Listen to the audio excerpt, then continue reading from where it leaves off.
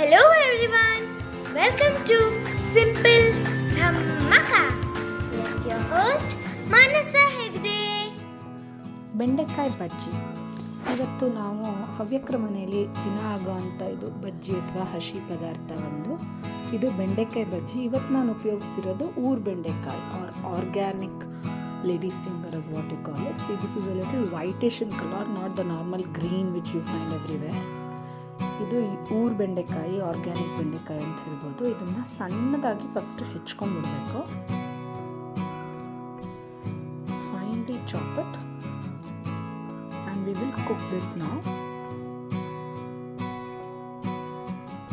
So to cook this, I have taken it in a vessel, added very little water, ಸ್ವಲ್ಪನೇ ನೀರು, ಮಜ್ಜಿಗೆ, ಉಪ್ಪು ಹಾಕಿ ಚೆನ್ನಾಗಿ ಕುದಿಸಿ ಬೇಯಿಸಬೇಕು.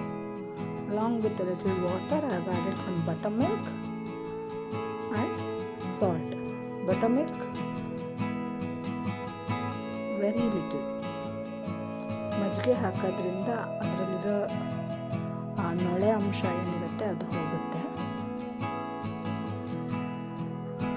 ಇವಾಗ ಬೆಂದಿದೆ, ಆರಕ್ಕಿಟ್ಟಿದ್ದೀನಿ. Let it cool once it's cooked. Now for the masala I am grinding green chilli, coconut, ಹಸಿಮೆಣಸು ಆಮೇಲೆ ಕಾಯಿ ತುರಿನ ರುಬ್ಕೊಂಡು ಈ ಥರ ನೀರು ಹಾಕಿ ನುಣ್ಣಗೆ ರುಬ್ಬಿ grind it with water into a smooth paste. Now mix in time with some half cup of curds, ಒಂದು ಅರ್ಧ ಕಪ್ ಮೊಸರು ಜೊತೆ ರುಬ್ಕೊಂಡಿದ್ದು ಮಸಾಲೆ, ಬೇಯಿಸಿದ ಬೆಂಡೆಕಾಯಿ ಎಲ್ಲ ಬೆರೆಸಿ mix all the ingredients with curd and our ಬೆಂಡೆಕಾಯಿ ಬಜ್ಜಿ is ready to serve.